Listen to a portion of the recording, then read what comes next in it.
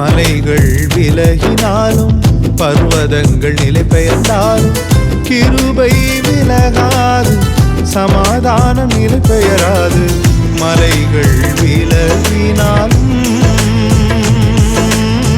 கிருபை விலகாதையா, கிருபை விலகாதையா. இசையாவும் கிருபை விலகாதையா, கிருபை விலகாதையா. கர்த்தருடைய நாமம் மகிமைப்படுவதாக.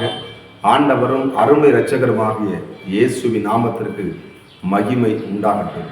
இந்த நாளில் சேனைகளின் கர்த்தர் நம்மோடு கூட பேசுவாராக. இயேசுவின் நாமத்தின் பிதாவே ஆமென். எடுத்து வாசிப்போம். சங்கீத புஸ்தகம் 27ஆம் சங்கீதம், அது 6ஆம் வசனத்தை கூட வாசிப்போம். இப்பொழுது என் தலை என்னை சுற்றிலும் இருக்கிற என் சத்துருக்களுக்கு மேலாக உயர்த்தப்படும்.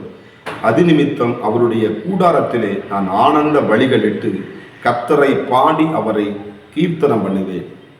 என் சத்ருவை தலை உயர்த்தப்படும். சத்ரு இன்னைக்கு எவ்வளவு விதமாக சத்ரு பெரியர்களும் சத்ரு நெருக்கி இருக்கிறாங்க.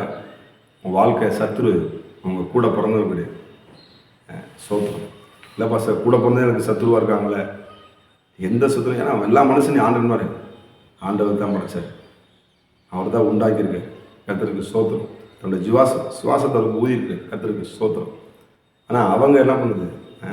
அவங்க சத்ரு என்ன பண்ணாங்க? சத்ரு பண்ணாங்க. அந்த சத்ரு வந்தாலும் பிசாசு என்ன பண்ணுறாங்க? மனுஷனுக்கு வந்து சத்ருவை மாற்றுறான். மனிதன் இல்லாத மனிதன் நல்ல அருமையான ஆண்டவர் எல்லாத்தையும் அருமையாக தான் படைச்சார். ஆதாம் ஏவாளி அருமையாக தான் படைச்சார். காயின் ஆபல அருமையாக தான் படைச்சார். ஆனால் அவங்களும் என்ன பண்ணாங்க? பிசாசு என்ன பண்ணுறாங்க? தீய எண்ணங்களை, தீமைகளை விதைக்கிறது, பாவங்களை விதைக்கிறது. அவனுடைய எண்ணமெல்லாம், அவனுடைய தோற்றமெல்லாம் மனுஷனை அழிக்க வேண்டும், கொள்ள வேண்டும், அவனை சத்ருவாய் மாற்றி தேவனுக்கு விதமாக செயல்பட வேண்டும், குடும்பத்துக்குள்ள குழப்பத்தை கொடுக்க. இதுதான் சாத்தானுடைய வேலை. அவன் நினைச்சுக்கலாம் நம்ம இப்படி பண்ணா சரியானுட்டு எப்படியாவது உங்களை இருக்கணும். ஆனால் ஆண்டவராக இயேசு கிறிஸ்து அவர்கள் மத்தியிலே உங்கள் தலையை உயர்த்த அவர் வல்லமையுள்ள தேவனாக இருக்கிறார்.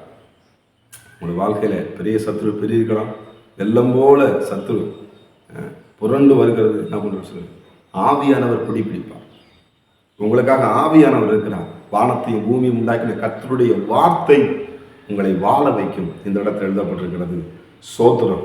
தீங்குனாலே என்னை மறைத்து தம் கூறாத மறைத்து. அப்பொழுது என்னை சுற்றிலும் இருக்கிற அந்த சத்துரு உங்கள் தலை நிச்சயமாக உயர்த்தப்படும்.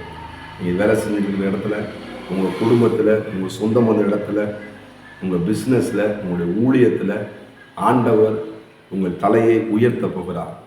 எந்த இடத்துல அவமானப்பட்டீங்களோ, எந்த இடத்துல வேதனைப்பட்டீங்களோ, எந்த இடத்துல நொறுக்கப்பட்டீங்களோ, எந்த இடத்துல தன குடிந்தீங்களோ, அந்த இடத்துல உங்கள் தலையை நிமிர்த்த சர்வ வல்லமையுள்ள ஆண்டவராக இயேசு இருக்கிறார். இவங்க மத்தியில் நான் அவமானத்தோடு இருக்கிறேன், நிந்தனையோடு இருக்கிறேன், என்னை ஒரு நாள் வேதனைப்படுத்துகிறாங்க, அந்த இடத்துல தான் வச்சுருக்காங்க. அந்த இடத்துல கர்த்தர் உயர்த்த போகிறான். ஒரு பந்தி உங்களுக்காக ஆயத்தப்படுது. என் தலை என்னையெல்லாம் அபிஷேகம் பண்ணுகிற ஆண்டவர் உங்களை அபிஷேகம் பண்ண போகிறார். கர்த்தருடைய அன்பை உணர போகிறீங்க. கர்த்தருக்கு சோத்திரம். உங்களுக்கு ஆச்சரியமாக இருக்கும். எனக்கு இந்த உயர்வா? சங்கீதக்காரன் தாழ்ந்து சொன்னான், அவனை சுருங்கிருக்கணும், உனக்குலாம் அதெல்லாம் செட் ஆகாது, நீ ஒரு சின்ன பையன், அவனால் முடியாது, இதெல்லாம் செய்ய முடியாது, நாங்கள் இவ்வளோ புத்தவனாக இருக்கோம், நாங்களே இந்த கோலத்தை அடிக்கணும், நீ வந்து அடிச்சு போறியா? விசாமி என்ன பண்ணும்? போய் இருக்கிற கொஞ்சம் ஆளை போய் காட்டுக்கு போய் என்ன பண்ணு, அந்த வேலையை மட்டும் போய் பாரு, உனக்குலாம் என்ன ஒன்றும் தெரியாது.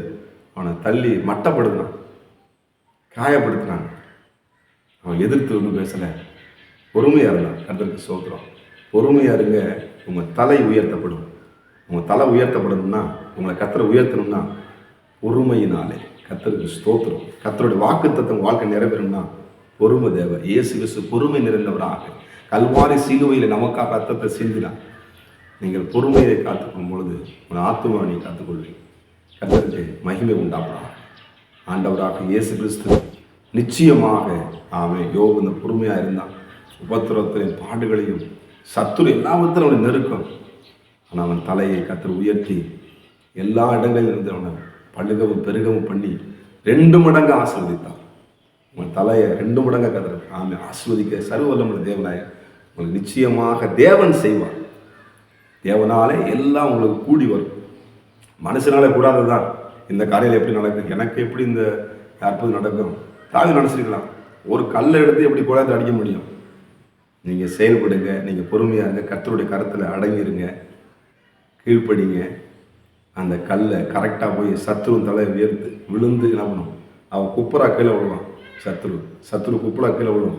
உங்கள் தலையை கர்த்தர் உயர்த்துவார். தாவீதை உயர்த்தின ஆண்டவர், தாவீதை விருத்தி அடைய பண்ணின ஆண்டவர். உங்களுடைய வாழ்க்கையும் விருத்தியை நீங்கள் பார்ப்பீர்கள். எப்பொழுது ஆமே தேவ சமூகத்தில் நீங்கள் பொறுமையாய் காணப்படும் பொழுது ஆண்டவர் நிச்சயமாக அற்புதங்களை செய்வார். அதனால் மற்றவங்களை பார்த்து நீ பேய் பிசாசு சொல்லி சொல்லாதபடிக்கு ஆண்டவர் என் நிச்சயமாக என்னை உயர்த்துவான்னு சொல்லி உங்களை ஆவியையும் தேவ சமூகத்தில் ஒப்புக் கொடுங்க.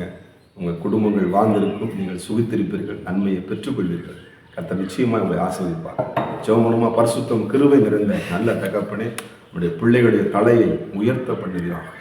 ஆண்டவரே சோத்திரம் அப்பா, எந்த விதத்திலும் ஆண்டவர் எனக்கு ஆறுதலும் இல்லை, எந்த விதத்திலும் எனக்கு ஒரு செழிப்பு இல்லையே என்று சொல்லி வேதனையோடு இருப்பார்கள். நான் ஆண்டவரே வனாந்தரத்திலே ஆறுகளை உண்டு பண்ணுகிற உடைய வல்லமை உடைய பிள்ளைகளை மேலே இறங்குவதா. உடைய தலை ஆண்டவர் எந்த இடத்துல தலை குனிந்தார்கள் அந்த இடத்துல உடைய தலைகள் பிள்ளைகளை உயர்த்தக்கூடிய உடைய வல்லமை இப்பொழுது இறங்கட்டும். அற்புதங்களை செய்யும். உடைய துக்கங்கள் சந்தோஷமாய் மாறுவதாக இயேசுவின் நாமத்தில் பிதாவே, ஆமென். God bless you. கர்த்தர் உங்களை ஆசீர்வதிப்பாராக. எனக்கு விரோதமாய் எழும்பும் ஆயுதம் வாய்க்காதே போகும் என்று வாக்களித்தீர்.